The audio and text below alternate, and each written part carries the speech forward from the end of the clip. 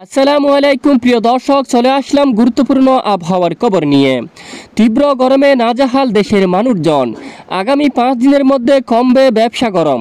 পরবর্তী 7 দিনের মধ্যে ধেয়ে আসছে ভারী বৃষ্টি, সঙ্গে উপকূলীয় অঞ্চলে বইতে পারে ঘন্টায় 40 থেকে 50 কিলোমিটার বেগে দমকা ঝোড়ো হাওয়া। এদিকে মৌসুমী বায়ু বাংলাদেশের উপর কম সক্রিয় এবং উত্তর বঙ্গোপসাগরে দুর্বল থেকে মাঝারি অবস্থায় রয়েছে। তাই 8 বিভাগের বিভিন্ন জেলায় ক্ষুদ্র ক্ষুদ্র করে বিক্ষিপ্ত বজ্রসহ বৃষ্টি ও কিছু জেলায় ভারী বৃষ্টির পূর্বাভাস দিয়েছে বাংলাদেশ আবহাওয়া অধিদপ্তর। এছাড়া আজ বুধবার থেকে আগামীকাল বৃহস্পতিবার পর্যন্ত খুলনা, বরিশাল, চট্টগ্রাম, রাজশাহী, রংপুর, ময়মনসিংহ ও সিলেট বিভাগ সহ দেশের 8 বিভাগের কোন কোন জেলাগুলোতে ভারী বৃষ্টির পূর্বাভাস রয়েছে তা জানিয়ে দেওয়া হবে আজকের আবহাওয়ার বিস্তারিত খবরে।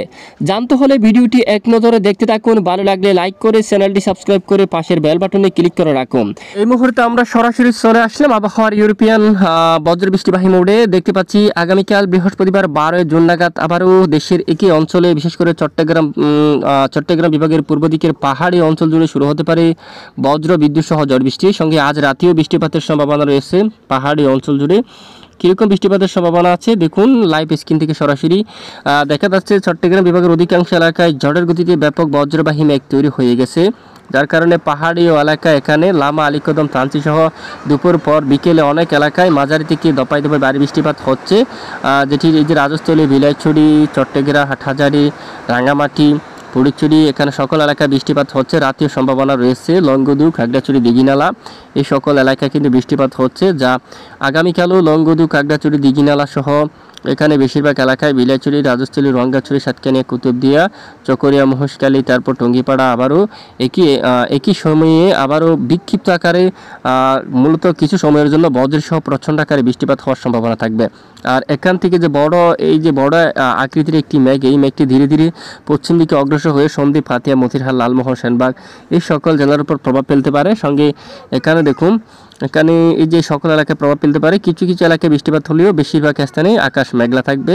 এছাড়া বরিশাল, খুলনা সহ আজ বিকেল বা রাতের দিকে আকাশ কিছুটা মেঘাচ্ছন্ন থাকতে পারে এবং রাজধানী ঢাকা সহ ফরিদপুর, নাগারপুর, কাপাসিয়া এখানে আকাশ পরিষ্কার থাকবে। পাবনা, শাইলকুপা, সিংড়া, তারপর সিরাজগঞ্জ, এখানে রাজশাহী, মহাদেবপুর, বগুড়া সকল জেলার আকাশ কিন্তু প্রায় পরিষ্কার থাকবে। দেশের উত্তরাঞ্চলে সামান্য আকারে আকাশ মেঘাচ্ছন্ন থাকার সম্ভাবনা রয়েছে। এছাড়া কী পরিমাণ বৃষ্টিপাত থাকতে পারে আগামীকাল বৃহস্পতিবার 12 জুন নাগাদ।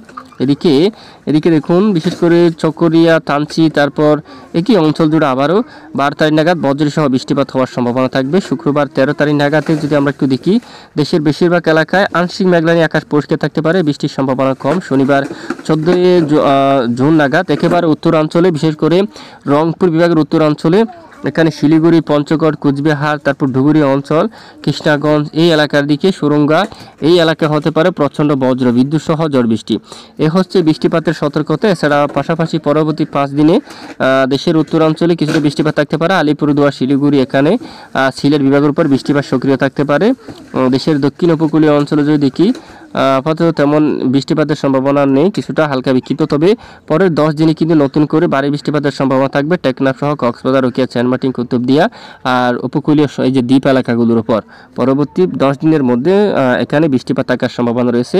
পশ্চিমবঙ্গের উপর আপাতত তেমন ঝড় বৃষ্টি হওয়ার সম্ভাবনা কিন্তু নেই। তো দেখুন আবহাওয়া পরিবর্তন আসলে অবশ্যই জানাবো। আর এই যে বিশেষ করে আগামী 19-20 তারিখ থেকে দক্ষিণ উপকূলীয় অঞ্চলে দমকা বাতাসে কিন্তু বইতে পারে, বঙ্গোপসাগর উত্তাল হতে পারে। 18 তারিখ নাগাদও উপকূলীয় অঞ্চলে শুরু হতে পারে দমকা ঝোড়ো হাওয়া, ঘন্টায় 40 থেকে 50 কিলোমিটার বেগে। এখানে সঙ্গে কিছু এলাকায় ঝড় বৃষ্টি এবং সঙ্গে দমকা ঝোড়ো হাওয়া কিন্তু বয়ে যাওয়ার সম্ভাবনা থাকবে।